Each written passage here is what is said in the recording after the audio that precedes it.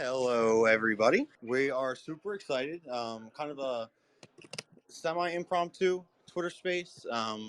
Gabe and I have a bunch of alpha, just a whole bunch of stuff going on that we want to share with everybody. I'm going to relay out the InvArch vision, what we got going on, what we're doing, what to look forward to as we go into the new year.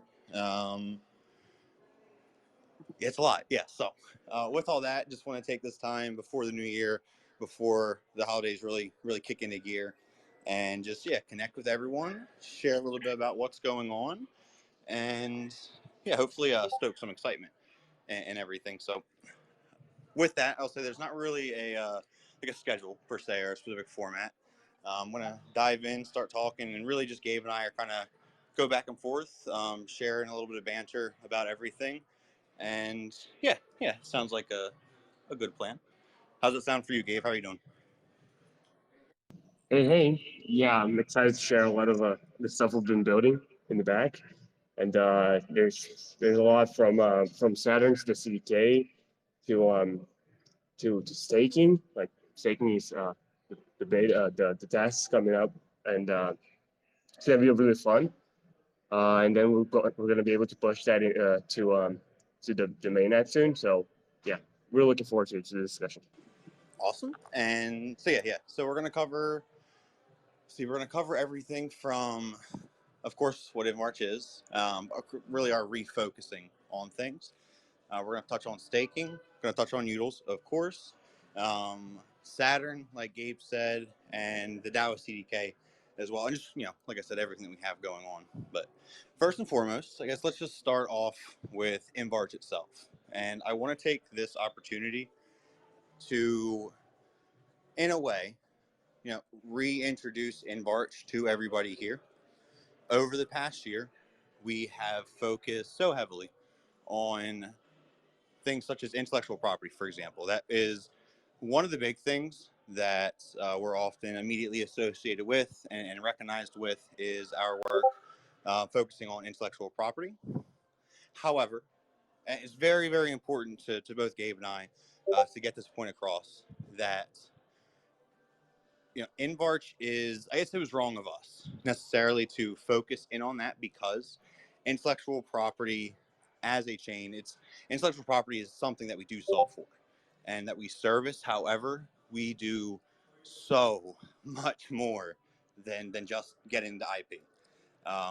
At a lower level, what we ultimately are for the ecosystem and for everyone is a a service. I like to introduce as a service parachain. I'll get into that in a second. But we mainly focus on multi-party ownership, collaboration, and monetization protocols or solutions. So, in the age of Web3 and really just the age of the internet, I think it's important for us to ask, like, what is value? And not from like the philosophical standpoint. We could have a whole hour discussion on that. But like, what is it? How is it generated? Where does it come from? What is real value? In Web3, and as we've seen in the world of DeFi, it is volatile. And for the most part, it has been a zero-sum game, but it doesn't need to be. And it's not to say that DeFi is a zero-sum game. It's just that so far in Web3, we have used a lot of the amazing technology to move numbers around, in a winner and losers scenario versus kind of drilling down on actually creating solutions that allow people not just to move and reallocate value, but to actually collaborate together to generate new, true value. So we asked ourselves, of course, in the age of the internet, you take it back, there was once upon a time where the joke about the internet was you couldn't make any money. It's just software. Um, and, I hope that we all know that that's not the case now. And the big thing here, though, is how did those big Web2 companies become valuable? And mind you, of course, there's niche answers for almost everything there. But ultimately, the big thing is what they did was they provided tooling, solutions that allowed other individuals to connect so that they could either collaborate or sell or produce, but they were able to actually like generate new value. They were able to build together. They got connected. They were able to communicate faster than before. They were able to work together to create things. Then they could sell those things, and there was actual economy there. And it's really important, I do believe, for us to keep sight of this and to understand. At least, maybe this might be my opinion, but the the best way to become valuable is to bring something to others that allows them to generate value. You know, if you can provide that to others, you can provide it well, provide it better than your competitors, then you can create something which, yes, people are dependent on, but if it gets good, it's okay to be dependent on trustless solutions. But the reason they're dependent on it, the reason that they value it is because it helps enhance their life.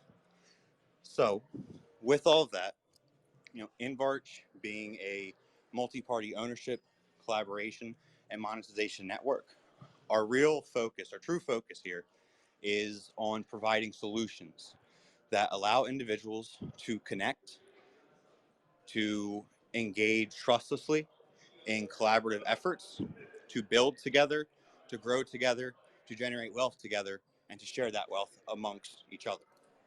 And we think it is, like I said, very important for us to reintroduce InvArch in this light compared to just intellectual property, because it's on top of this network that we're building in which we are able to deploy intellectual property solutions. We're able to get into that realm. We're able to get into licensing. But at the core of it all, it just comes down to multi-party ownership, collaboration, and monetization in the era of Web3. So over what it is that we're creating, how do we define ownership over that? Shared ownership, how do we delegate IP rights over what it is that we share ownership over? And how do we share the wealth that we create together? And our focus is to provide a suite of trustless protocols that allow developers, not just on top of the InvArch network, but on top of all other parachains. And this is what gets to the service parachain bit that I was talking about, but to provide a suite of tools, these protocols, so that developers can quickly and more easily build their collaborative based applications and solutions without the need of constantly needing to resolve every single time for things such as ownership, IP rights, monetization. These are recurring problems that in every DApp that is focused around bringing people together, every single team of developers, time and time again, are faced with the recursive problem of, again, how do we solve for, how do we handle ownership, how do we handle rights, how do we handle governance, how do we handle royalties, and instead of requiring them to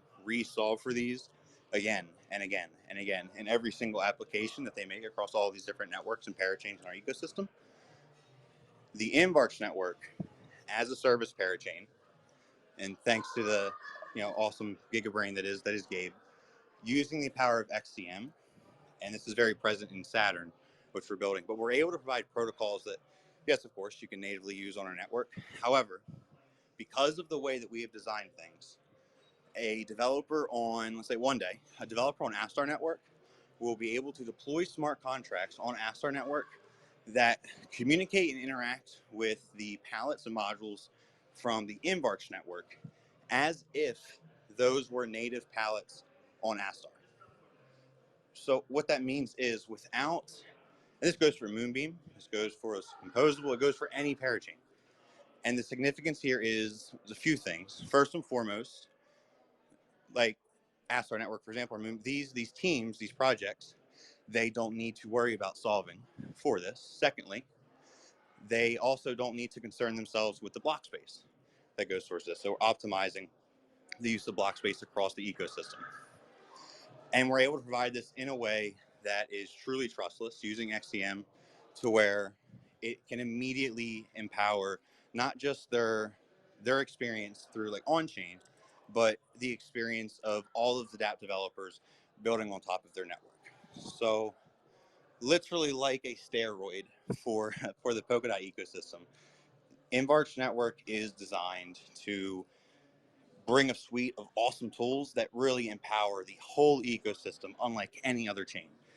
This isn't like a common good chain to highlight is typically like a systems chain that does alleviates a certain task that was otherwise being forced onto the Polkadot relay chain, which is not optimal for what we want it to be pure and just focused on handling, validating messages across chains and actually serving the role as a relay.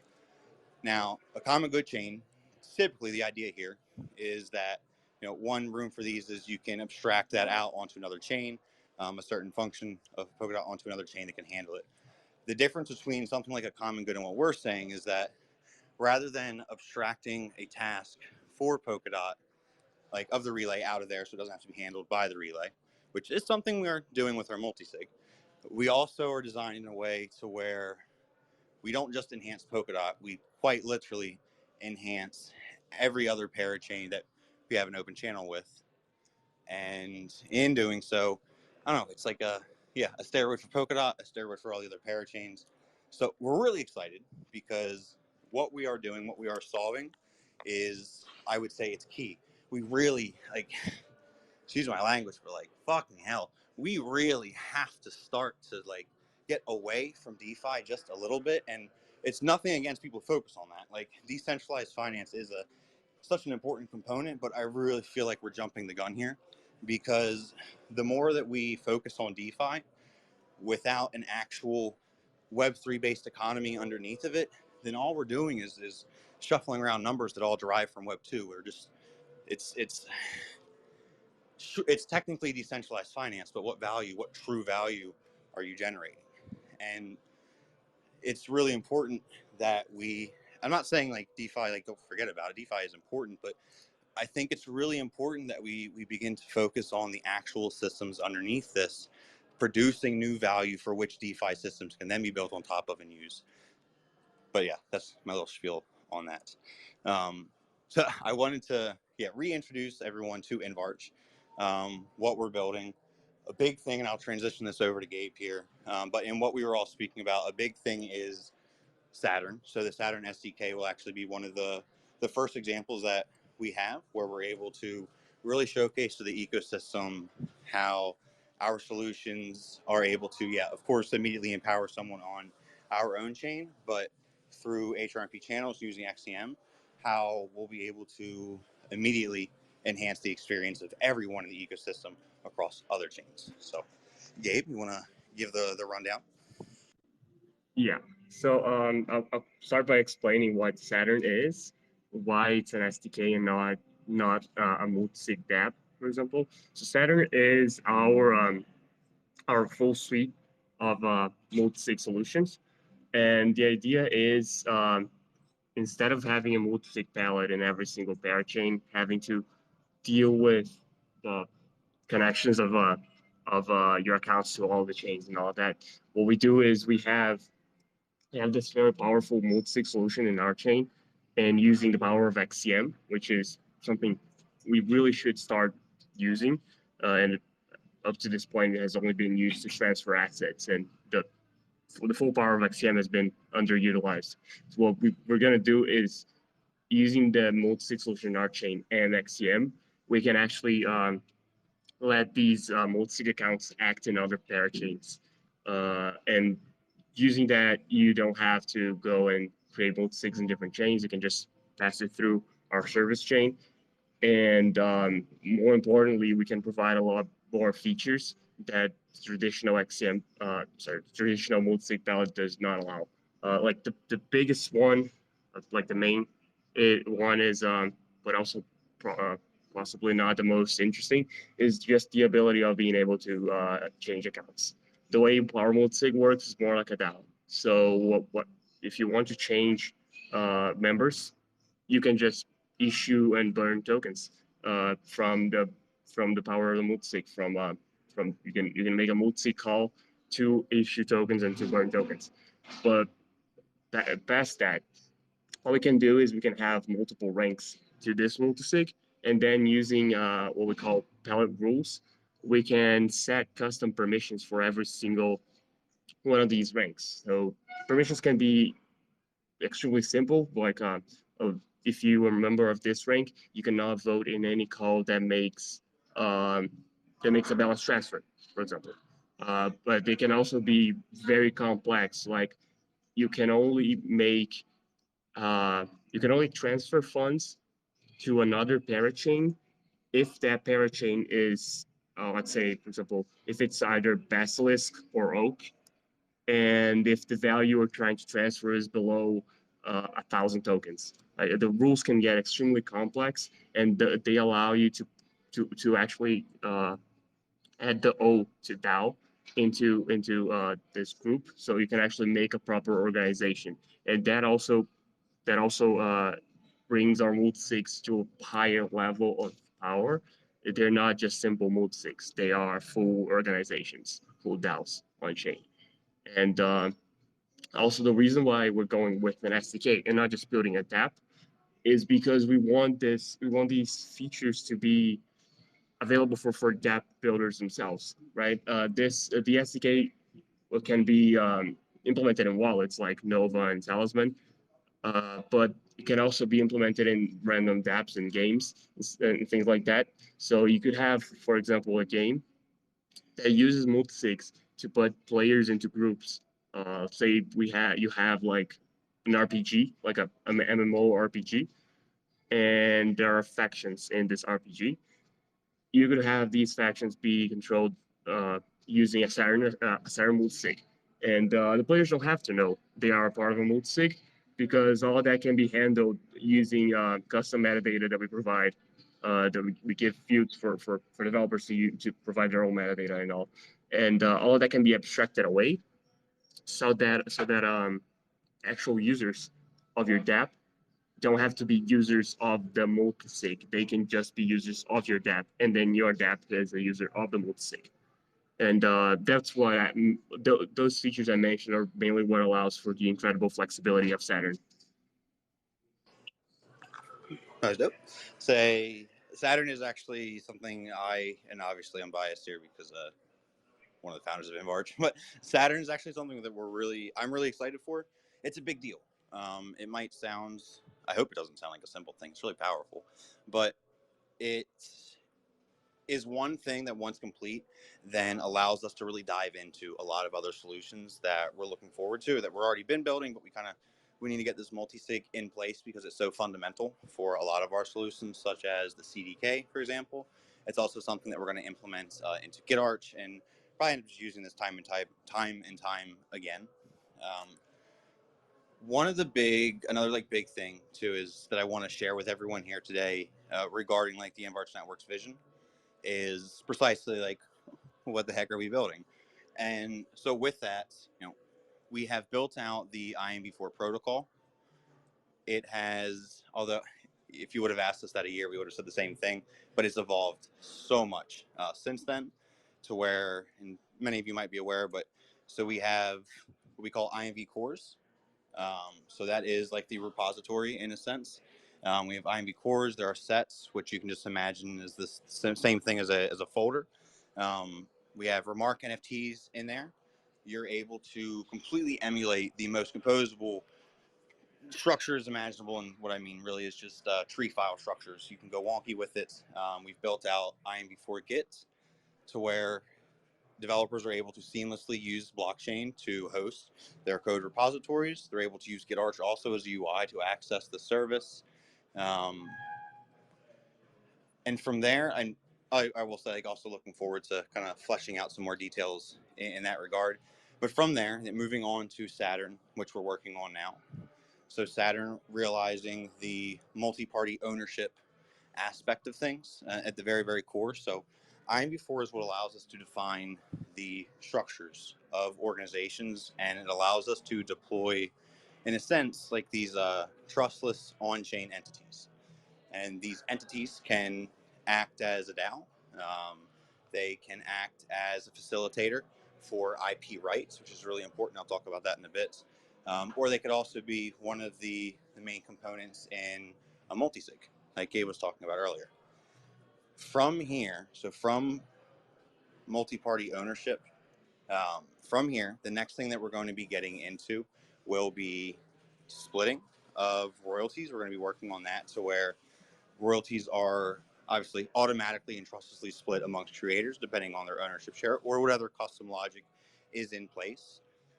From there, also, we're going to be focusing on reputation systems, as we see this is to be a very important aspect that's needed for individuals in DAOs. It's really important to have these systems in place or solutions to where individuals can build up reputations, which can carry some type of merit from project to project. Looking forward to that, but then also one of the big things that we are really looking forward to as we move forward into the next year is a lot of the products that we're also building. So one of them been building for a bit, which is GitArch, and with GitArch, we're looking to enhance it. We've had a private beta, which is really nice, but one thing that we want to do is make GitArch as optimal as possible. So looking at GitArch as acting as like a backup to GitHub, something that backs up your code automatically alongside your as you push to GitHub. It'll also back up your code automatically. So we're looking at that, but then also how to make the experience of GitArch itself faster. We're really excited. I said the main thing that we're probably mostly excited for though is the DAO CDK.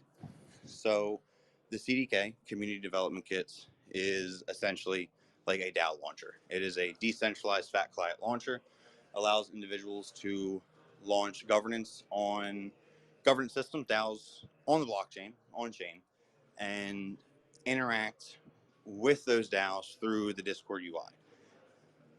We'll also be able to build out other custom UIs, which will serve all the same purpose, but we're going to be able to expand the DAO CDK to really decentralize ownership over a lot of Web2 accounts and services, which will be really powerful because then we're going to have a system where individuals can launch a DAO, which everything from the rules, permissions, roles, the treasury, everything is all managed on chain, interact with through Discord.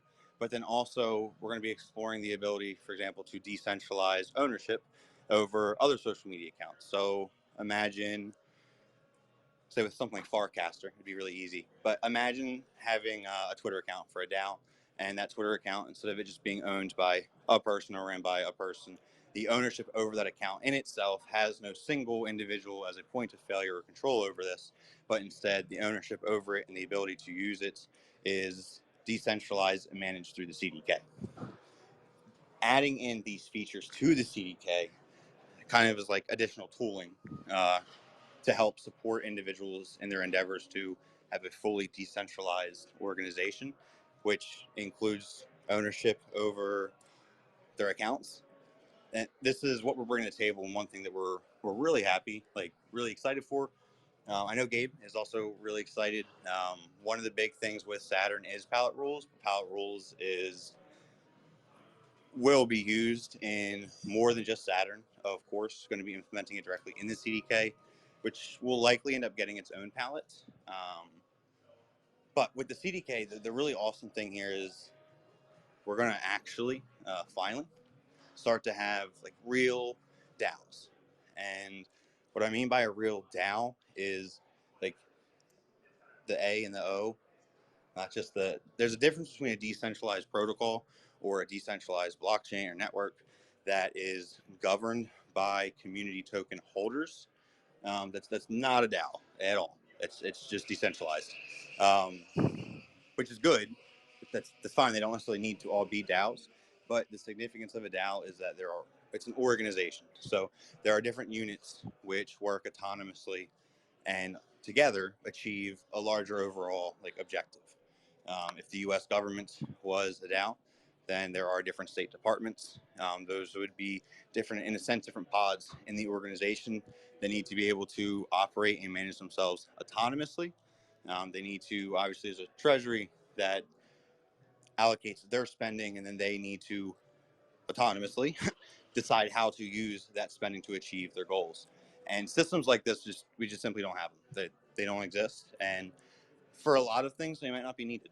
But when it comes to the ability to actually launch a true organization, and I use WAG Media as an example because I think it'll be really, really awesome when implemented by them.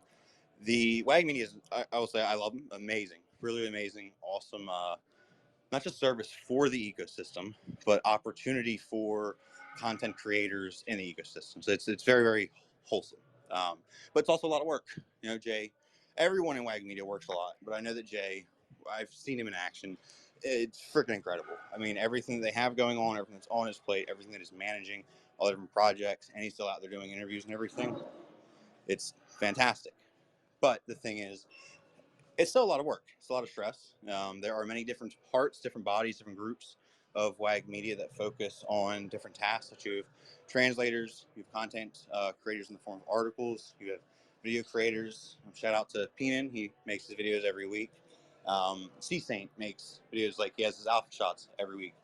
So there's these different types of bodies. And one of the things that is stressful is managing all of this, keeping on top of treasury spending, having to actually then send out treasury funds and make sure everything is flowing. When with the Down with CDK, mind a brief setup, no more than 30 minutes, Jay will be able to completely, in a sense, automate all of the treasury management tasks off of his plate. And he'll also be able to, or if he wants to, organize WAG Media by different groups, or even if it's by, let's say, the projects that help support the Treasury and their needs. And he's able to separate these different bodies. And if he wants, he could also delegate to these specific bodies certain funds. That way, like, because in his proposal, for example, he was very nice. He broke it down. There's like the big ask, how it all gets spent.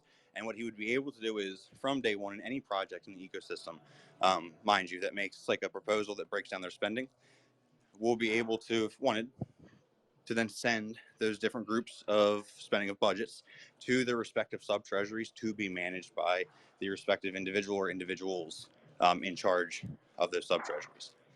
So just in long form, it's a really awesome thing that will help to make, first and foremost, his life a lot easier. But anyone who is looking to launch a actual DAO, an actual organization that consists of multiple individuals from across Web3, it's going to be really easy, and it's going to be very empowering for these individuals, and hopefully make their lives a lot easier. But the significance here is that what we create is a tool that is immediately useful to people. It makes their life easier. WAG Media necessarily isn't about making money per se, but for others, it could definitely help with that. It's able to help also save them money. By saving time, you save money. By saving time, you can also go out and do more, and then achieve more of your objectives. But that's the all the big hype with the CK that like I wanted to press. So I'm really excited for this. Once we move forward with Saturn, then we're going to be pushing forward with the CDK. I don't know if Gabe, is there anything you want to touch on with the CDK? Yeah, so I just want to highlight how flexible the CDK is. You can think of it as like the substrate of communities. It's as flexible as you can build a substrate chain. You can build communities. So there will be modules for Discord, modules for Twitter, modules for any other Web2 service that well, not any, but any that allows us to have API access in a sufficiently decentralized manner. Um, but yeah, those modules will be available for you to just pick and choose, and you can build your community and connect those modules and make sure that things get automated in the back. And by using those modules and connecting them, you can have things like, oh, if someone sends a message in this channel in Discord, add that to this list of tasks. And if someone, if like a lot of people agree to this one message in Discord by sending like a specific reaction, then take this message and post it on Twitter. Those things will be able to be completely automated, not only by going through the Web2 parts of the CDK, like from Discord, but also if the community itself wants to, this can all be done from the chain, which is the more interesting part, where you need to have on-chain decisions for these things. I don't necessarily think going through Discord is the most interesting part here. Um, being able to have your DAO on chain controlling the Web2 services, in my opinion, is more interesting than letting the Web2 services take access in the DAO. But yeah, it will be extremely flexible by using modules that users can just pick and choose. Awesome. Thank you, Gabe. I'm trying to think because the problem is there's a whole bunch, so it's like I don't want to miss anything. I don't want to get to UDAO just yet. Let me talk on this. I will share kind of like what we are thinking about when it comes to our crowd loan plans.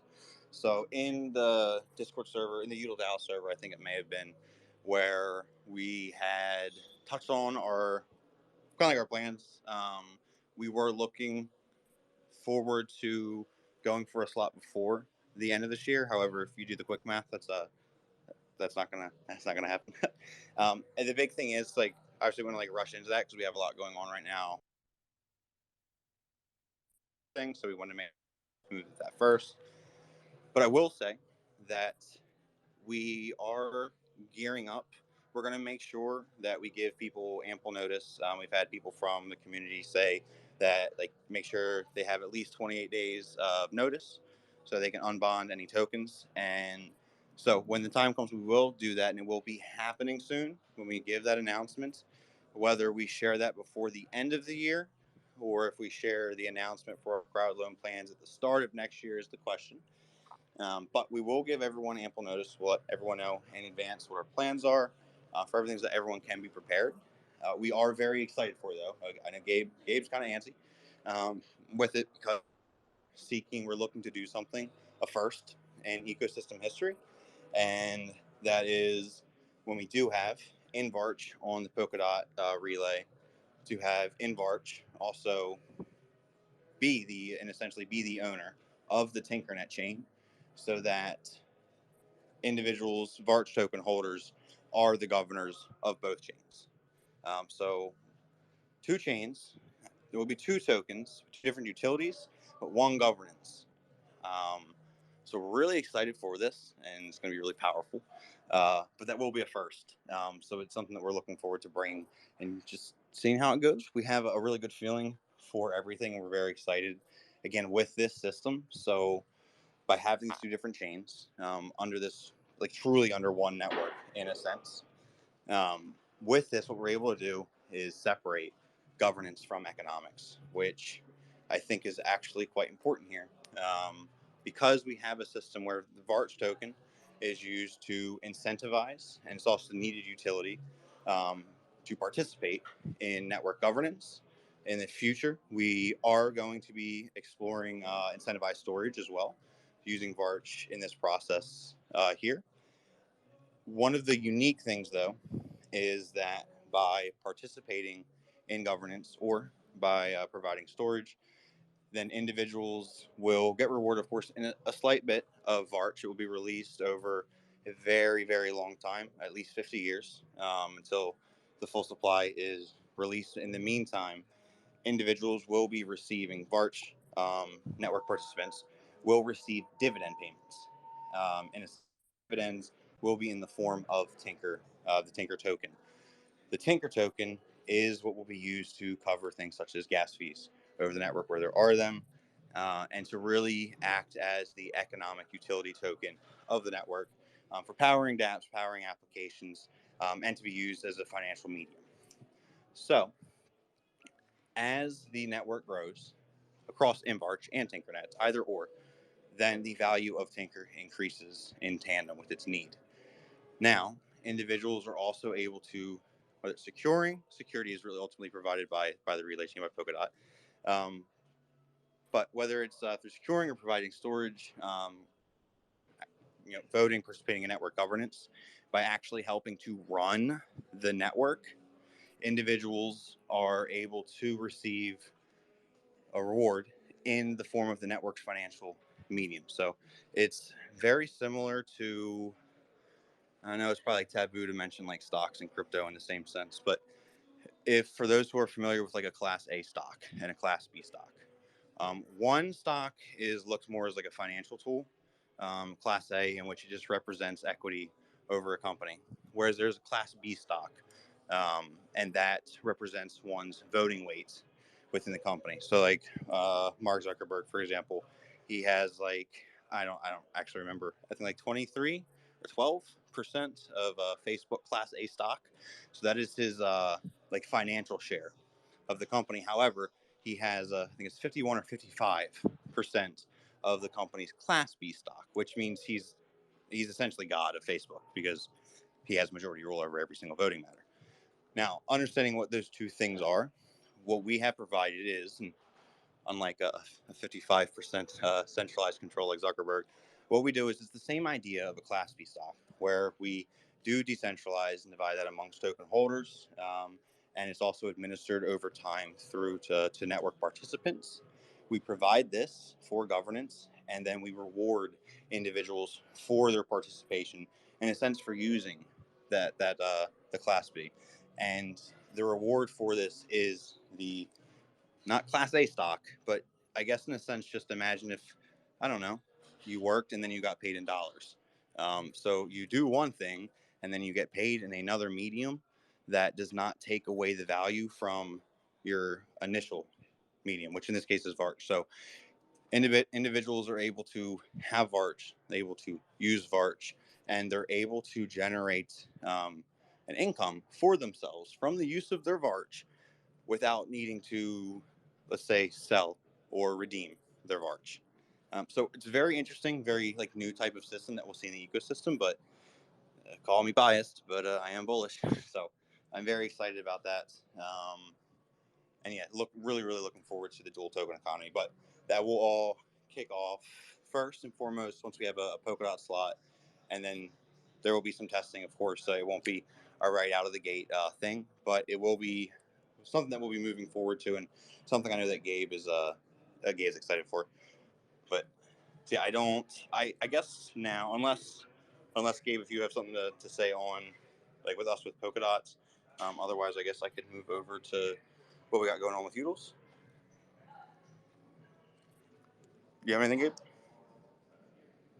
Um, yeah, so the Polkadot slot and the dual token economy and all that connection, that is actually not something we can just immediately do.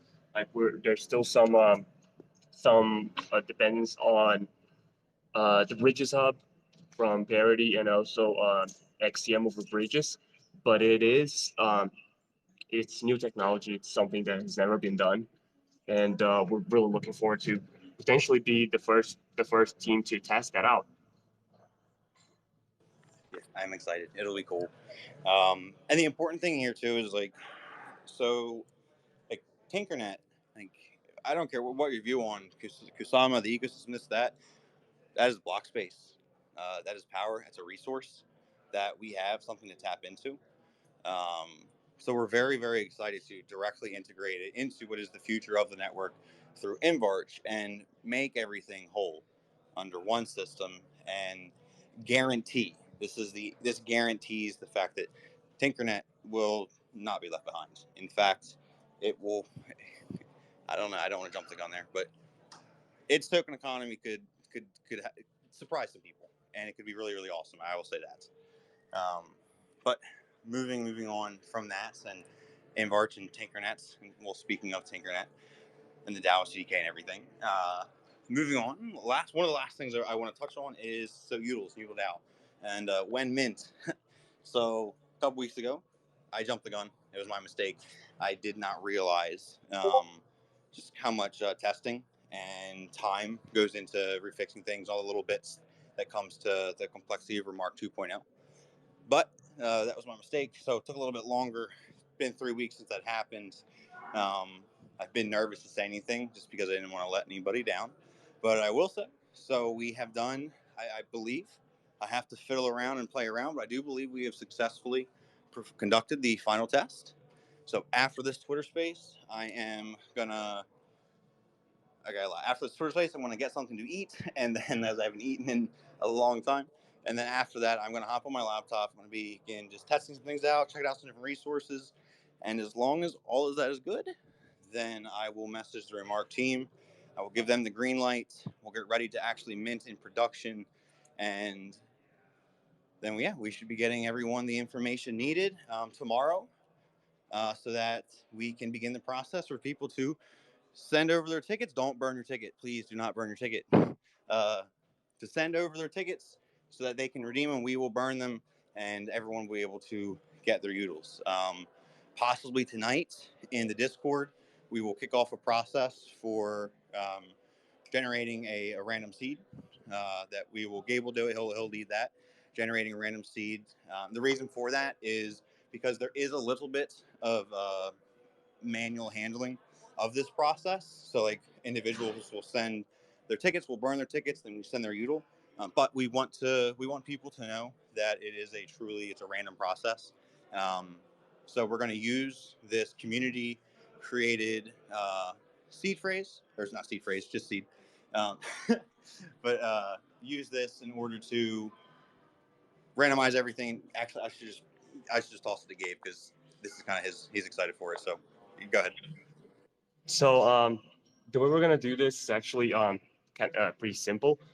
We want people to be able to um, have their utils and their tickets get the equivalent util.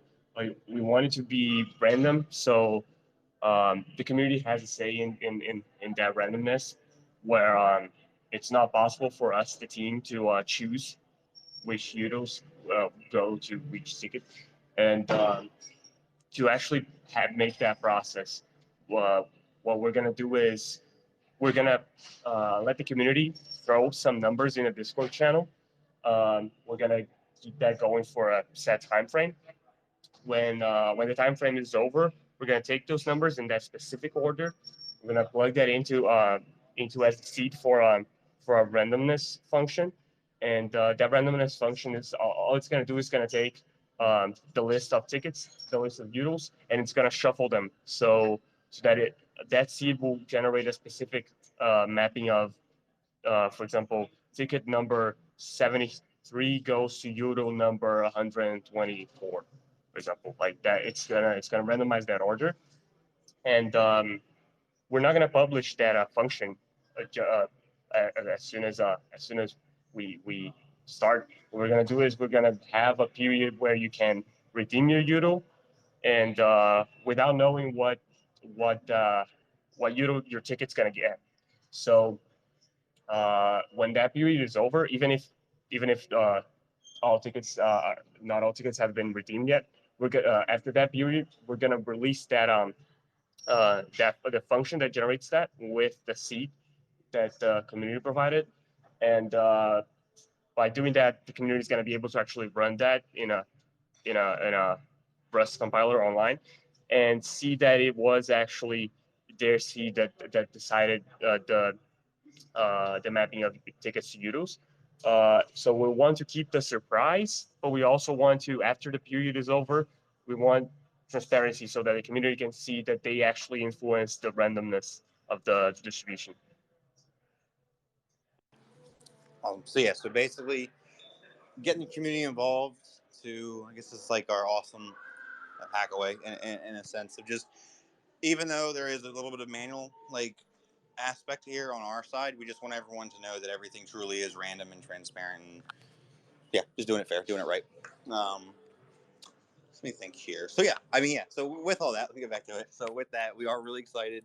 um, Finally, it does look like, yes, we are going to have the Udelman here soon. After this, like I said, I'll grab a quick bite, get some energy in me, and then I will be hopping on my laptop, doing some filling around, making sure everything just acts the way it's supposed to. But everything looks really, really good. So we are excited, and soon the answer to when will be now. So we are looking forward to that. I'm trying to think here. So we've touched on the CDK. We've touched on a little bit of our plans for Polkadot. Touched on what we're building with Saturn. Brief little overview of our architecture and what we are building. Um, Gabe, is there anything that just, I don't know, anything just on your mind or anything that you want to share with the community? Anything at all? But we still haven't touched on staking. Oh yeah, okay, yeah, my man, thank you. So Actually, yeah. So that's actually a more immediate thing and something that's really, really awesome. It's a great opportunity for individuals uh, for two things. One, to test out our staking feature, but then secondly, it's also a cool opportunity to where anyone, it doesn't matter if you have Tinker or not, could have never supported us before in the past, doesn't matter. It's an opportunity for you to test out our tech, and you do get to share in a reward from a prize pool that we provided of Tinker. So it's just a really awesome way to help us out by testing things out, and then become a stakeholder in the networking and get some token. So we are really excited for that. We are going to be having a public testing event that we're going to be rolling out on January 2nd at 12 a.m. UTC. So right there at midnight. Let me think here. We are working on having a very simple UI just for now. Um, we are working on getting, I guess, a guide. We have the documentation updated in GitHub. We are working now on getting a more user-friendly guide put in place. But this is something that we're really excited for. It's, like I said, it's a big deal. Staking will be coming live to Tinkernet very, very shortly after. I would imagine, I could be wrong, but I would imagine within maybe a week's time or so after we conclude the public testing event, which will take approximately 30 days. It is by block, so block time, so it'll vary a bit. But after that, and after everything has gone well, then we'll move forward to actually launching staking on Tinkernet. And this is a very exciting thing for us. OSIF, the On-Chain Innovation Funding Protocol, is what we're going to be bringing with Tinkernet. It's also something that we have decided will be exclusive to Tinkernet. So with the dual token economy, the OSIF protocol will not exist on the InvArch network itself. Instead, we're going to be focusing more on storage, incentivizing storage. But with Tinkernet, we're going to be incentivizing creation, developers, innovation. And we're going to be doing this using the OSIF protocol. Individuals will be able to, in a sense, stake their NFTs, really register their NFTs, their IMV4 cores, as we call them, which imagine is like a repository. It's your project. And individuals will be able to register these. There will be minimal thresholds of support needed before anyone is able to start to generate rewards. This is obviously to prevent a variety of different issues. And through this, it will be a very streamlined process, and almost kind of like an autonomous process regarding the ability for the community to onboard and offboard registered NFTs or registered IMV cores. And they're able to do this not through network governance, not through a separate step. They're able to do this directly through the process of staking. And we've integrated this process into it. So it's very, very fluid, very, very smooth. Um, and yeah, we're excited to bring this out to people. Looking forward to it. It's just an awesome way to help people get kickstarted, get them going. And we are really looking forward to just the overall positive effect that this can have for creators. But like I said, it all starts out with actually getting it going, testing things out. I'll give it to Gabe here because like I said, Gabe will be leading the way on this. So if there's anything you want to tell people, or I guess like anything that they can have just to what they can do to be prepared, to be ready in advance. Well, the staking is actually fairly standard. It's very very normal as like you've seen in other chains in the relay chains and in a SAR step staking, Moonbeam staking. It is very very similar to those. Um, One thing that is interesting, actually, not necessarily something that users might interact directly with. One thing that's interesting is the way we handle our inflation. We have developed a value called check to inflation, and what it does is the it takes all the numbers from current supply, initial supply at the start of the year, how much it should be inflating over the year, and then at every time it mints tokens, it actually checks back to see if minting those tokens is actually gonna uh, put it past the expected inflation for that specific date. So it is a way to keep the chain safer. It will never the pallet will never allow inflation to go past the expected amount. And yeah, that is I guess interesting to know. And I guess it makes me as a developer feel safer. But I want you guys to know about that so that you guys can also feel safer about inflation in our chain. And I think with that, so covering everything I mentioned before, everything from what we're building to, again, reintroducing ourselves to everybody as a network, a layer one chain focused on multi-party ownership, collaboration, and monetization, and providing these solutions to not just developers that would be on our network, but providing these solutions as if they were native solutions across the entire Polkadot ecosystem to any connected parachain, so that we can directly empower the developers on those chains. Like, it's very, I would say, and I really, it's selfless, but like, it's good. That's how it should be, because we can empower other chains, and I think then we should. And by empowering those chains, we empower those developers, and we empower everybody. Looking forward to that.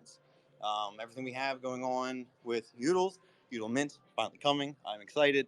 What we have going on with Saturn, Saturn multi-sig, really powerful. We are really excited for that. I just want to say, like, there is a really good chance that we end up providing Gnosis Safe on steroids, and from our ecosystem, from Polkadot.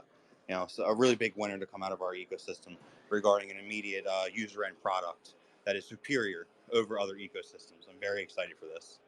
But so yeah, with all of that, I do believe that kind of does bring us to the end of this of our alpha chats. I don't know if anyone has any questions. If you do, feel free to raise your hand and we will get to you. But otherwise, we'll move forward to wrapping this up.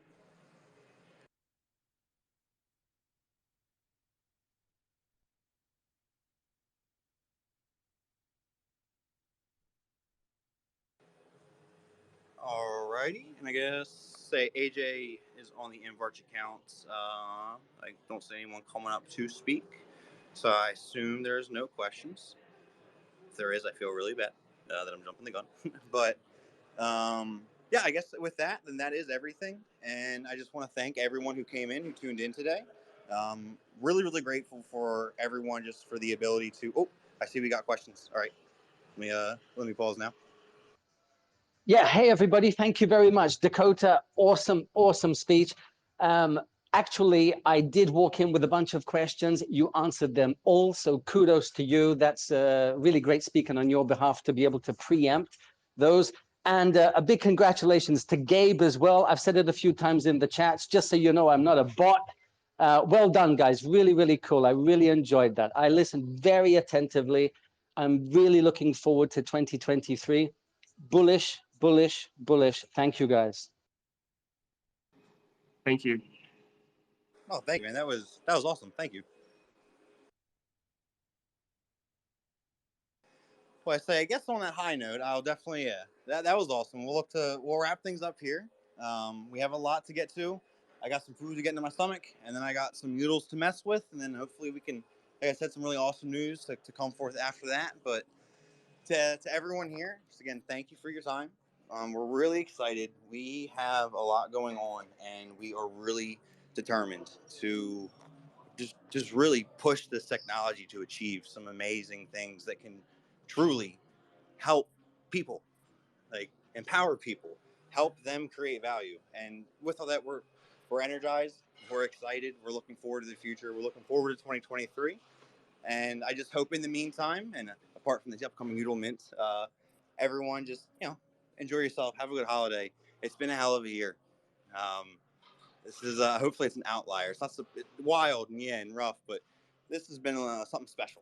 And so to everyone who is here now, like I guess still, I guess thank you first and foremost. But just know that this path you're on will be it's a good one. Don't give up on Web3. It's absolutely incredible what it is that we're building, and I think this was the ultimate test more than anything for people. But through it all, it's just motivated us more to actually to strive for sustainable solutions. And with all that, yeah, just pat yourself on the back. Crazy year. Everyone who is here now is friggin' amazing. I really do appreciate every single one of you. Like everyone in our community, I think is amazing. I appreciate everyone very, very much. And with that, I'll give it to Gabe to say goodbye. But from my end, just have a great holiday and a happy new year. And I will be talking to everybody really soon. Thank you. Thank you, everyone. And I guess I just have one request. I want to see some hype in the Discord now, because finally when mint has been answered. So let's see some bullish euros. So with that, yeah, we'll you'll see us. We'll be in the Discord server here in a bit. Bring the hype. I love it. But yeah, enjoy the holidays and enjoy the time with your friends and your family. And just, I don't know, you guys are all awesome. So just don't forget that. And we'll talk to you soon. Bye bye. Bye bye.